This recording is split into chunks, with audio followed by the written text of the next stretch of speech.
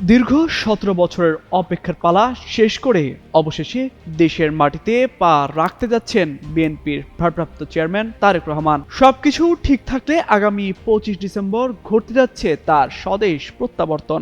তাই তো জোরে সোরে প্রস্তুতি চলছে তার দল বিএনপিতে। এর মধ্যে দেশে ফেরার আগেই লন্ডনের মাটিতে শেষবারের মতো জনসভায় অংশ নেন তারেক রহমান। সেখানে বেশ কিছু ইস্যুতে নেতাকর্মীদের বার্তা দেন বিএনপির এই শীর্ষ নেতা। স্থানীয় সময় মঙ্গলবার লন্ডনের যুক্তরাজ্য বিএনপি আয়োজিত বিজয় দিবস উপলক্ষে এক আলোচনা সভায় দেয়া বক্তব্যে তারেক রহমান বলেন, আগামী ২৫ ডিসেম্বর দেশে ফিরবেন তিনি।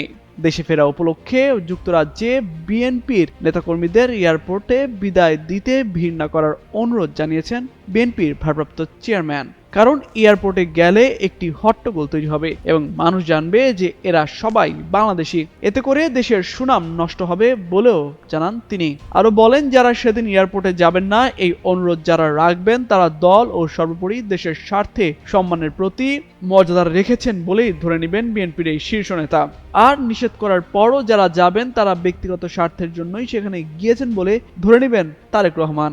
এর আগে গেল শুক্রবার আয়োজিত এক সংবাদ সম্মেলনে তারেক রহমানের দেশে ফেরার কথা জানান বিএনপির মহাসচিব মির্জা ফখরুল ইসলাম আলমগীর। এর মধ্যে তার প্রত্যাবর্তন ঘিরে প্রস্তুত করা হয়েছে গুলশানের বাড়ি ও অফিস।